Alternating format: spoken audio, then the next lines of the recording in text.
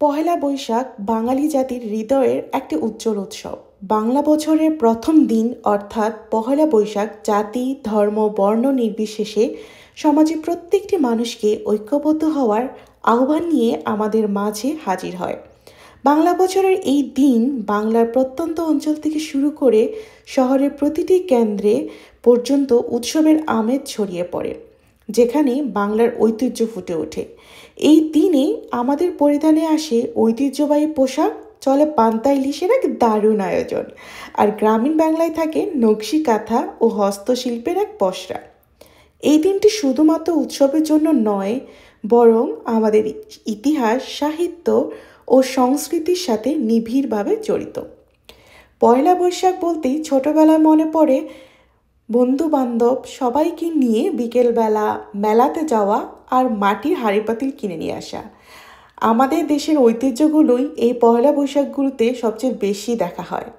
আজকাল সেই জিনিসগুলো খুব মিস করি, তবে বিদেশে থাকা সত্ত্বেও সেই জিনিসগুলোকে মিস করতে আর দেওয়াই হয় না। আজকে আমরা চলে এসেছি পহেলা বৈশাখ উদযাপন করার জন্য আমাদের বাসার কাছে সবচেয়ে সুন্দর একটা রেস্টুরেন্ট, যেখানে এশিয়ান বাইট আয়োজন করেছে পহেলা বৈশাখ নিয়ে দারুণ আয়োজন। এসে দেখলাম এ যেন আমাদের বাংলাদেশের একটি ছোট্ট প্রতিচ্ছবি, যেখানে আছে বাঙালির সবচেয়ে পছন্দের খাবার ইলিশ মাছ, পান্তা ভাত, তার সাথে রকমারি হরেক রকমের ভর্তা। ভর্তা বাঙালির একটা ইমোশন, আর সাথে ইলিশ মাছ থাকলে তো আর কিছু বলা যায় না। ঘরে আসার পর যেরকম ফিলিং হয় মেহমান আসলে আমরা নিজেদের মানুষদের যেভাবে বসে গল্প করতে করতে আপ্যায়ন করানো হয়, ঠিক তেমনই এই রেস্টুরেন্টের প্রত্যেকটা সদস্য এমনভাবে আমাদের পাশে এসে বসে আমাদের খাবারগুলো সার্ভ করে, আর পাশে এসে এমনভাবে জিজ্ঞাসা করে আর কিছু লাগবে কিনা। এই কথাটা শোনার পর তখন ঘরের মানুষের কথা অনেকটাই বেশি মনে পড়ে। তাই বারবার এই রেস্টুরেন্টে আসি আর বারবার মুগ্ধ হয়ে যাই তাদের ব্যবহার দেখে। বাঙালি আমরা ভোজন রসিক, আর সেখানে যদি এই বাঙালি ভোজন রসিকের পাশে একটু আপ্যায়নতা আর একটু ভালোবাসা থাকে, তাহলে তো ষোলকলা পূরণ হয়ে যায়। আজকে এখানে এসে বাংলাদেশের যে পয়লা বৈশাখের উৎসবগুলো হতো সব কিছু একদম মনে পড়ে গেল। এখানে যে আয়োজনগুলো ছিল, আমি পান্তা ভাত না নিয়ে এখানে সরু বাসমতি চালের ভাত দিয়ে সব ধরনের ভর্তা একটু একটু করে খেয়ে আমি আমার দেশের কথাগুলো খুব স্মরণ করছিলাম। আজকাল কেউ যদি বাঙালির রেস্টুরেন্টের কোনো সন্ধান আমার কাছে জানতে চায়, আমি প্রথমেই তাদের নামটাই বলি, এশিয়ান বাইটস, যেটা এডিসনে আছে, যেটার কাছে গেলে বাঙালি সব ধরনের খাবারগুলো একদম চোখ বন্ধ করে পাওয়া যাবে, আর তার সাথে আপ্যায়ন ভালোবাসা তো একদম ভরপুর। তো সবার সাথে গল্প করে খেয়ে দিয়ে তারপর চলে গেলাম তার অপোজিটেই একটা বাঙালি গ্রোসারি স্টোর, সেই একই ভাইয়ারই যার এই রেস্টুরেন্টের ওনার, তারই তো তার সেই দোকানেই আমরা সব সময় বাঙালি জিনিসপত্রগুলো গ্রোসারি করতে যাই। তো সেখানে গিয়েই এবার কিনে নিব বেশ কিছু দরকারি জিনিসপত্র। একটা স্পটে দুইটা কাজ হয়ে যায়।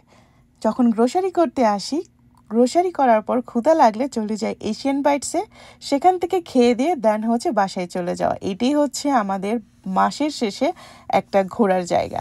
এখন যেটা লাগবে সেটা হলো এশিয়ান গ্রোসারি স্টোরে এসে আমার যেটা সবচেয়ে প্রথমে লাগে, স্পেশালি বাঙালি দোকানে ইলিশ মাছ নিয়ে নিলাম, বেশ কিছু ধরনের মাছ, তেমন চিংড়ি মাছটাও নিয়ে নিলাম। এবার ফ্রুটগুলো দেখে নিচ্ছি, আরও নিয়ে নিব বেশ কিছু ধরনের মাছ, কারণ খুব তাড়াতাড়ি বাংলাদেশ থেকে আমার এক অতিথি আসছে, আর সেই অতিথির জন্য আয়োজন শুরু করেছি। সেই অতিথিটাকে কিছুদিন পরেই আপনারা জানতে পারবেন, আর যারা জানেন তারা হয়তো ওয়েট করছেন আমার এই দিনের ব্লগটা দেখার জন্য। তো এখানে আমার পছন্দের যা যা মাছ আছে সেগুলো আমরা সব কিছু নিয়ে নিলাম। এবার হচ্ছে যে গরুর মাংস, এবার এখানে অর্ডার দিলাম, তারা সেই পিস করে কেটে দিচ্ছে, আর বড় মাছ যদি কেনা হয় সেটাও তারা বলে দিলে সেই ধরনের পিসগুলোই করে দেয়। এবার নিয়ে নিচ্ছি হচ্ছে শুটকি ছাড়া মাঝে মাঝে যেন একদম সব কিছু ভালো লাগে না, একটু শুটকি বোনা না হলে কি হয়। তারপর এখানে নিয়ে নিলাম হচ্ছে গরুর ভুঁড়ি, গরুর মাংস, তারপর নিয়ে নিলাম হচ্ছে ইলিশ মাছ, যেটাকে আস্ত ছিল, তারা আমাদেরকে পিস করে কেটে নিয়েছে। এরপর নিয়ে নিব হচ্ছে পোলাওয়ের চালের সাথে সাথে আমরা আরও বেশ কিছু জিনিসপত্র জিনিসপত্র এখান থেকে নিয়ে নিব। সব সময় দেখা যায় নিউ ইয়র্কে গেলে আমাদের বাজারটা করা হয়ে থাকে, আর সাথে যেহেতু আমাদের ননসের বাসা থাকতো, সেখানে গিয়ে তাদের সাথে গল্প টল্প করে একদিন কেটে দেন বাজার করে আসতাম।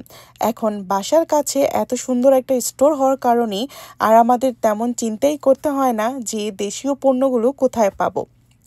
কথা বলতে বলতে আপনাদের সাথে আমার যা যা মশলা দরকার সব কিছু নিয়ে নিলাম। আগে অনেকের কাছেই শুনেছি তারা দেশ থেকে আসার সময় মশলাপাতিগুলো নিয়ে আসে। আমার লাইফে তেমন একটা কখনো আনা হয়নি। এখন দেখা যায় কাছাকাছি স্টোরগুলো থেকেই নেওয়া হয়। আর মোহাম্মদের একটা বায়না থাকে, সব সময় বাঙালি স্টোরগুলোতে আসলে ওর একটা পটেটো ক্র্যাকার্স চাই।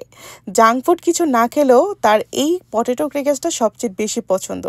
এবার ওর জন্য একটা পটেটো ক্র্যাকার্স নিয়ে এবার হলে দেখলাম নতুন নতুন অনেক ধরনের জিনিসগুলো অ্যাড হয়েছে, লাইক পিঠা হয়েছে, বিভিন্ন ধরনের ফ্রোজেন খাবার, সেগুলোকেও ঘুরে ঘুরে দেখছিলাম। তারপর যেটা দরকার সেটা হলো এই পাকা তালের রস। এটা দিয়ে কিন্তু তালের পিঠা বানাতে খেতে বেশ ভালো লাগে। এরপর নিয়ে নিলাম এখান থেকে ফ্রোজেন পরোটা, এটা হচ্ছে আমাদের বাংলাদেশি স্টাইল পরোটা যেটা। তারপর হচ্ছে এই গোল পরোটা, সেটাও নিয়ে নিলাম। এবার সবগুলো সুন্দর করে প্যাকিং করে বিল করে চলে যাব হচ্ছে বাসায়।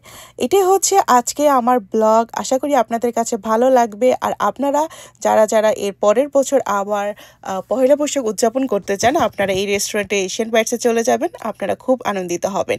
ভালো থাকবেন সবাই, দেখা হবে নেক্সট ব্লগে। আজকে এ পর্যন্তই, আল্লাহ হাফেজ।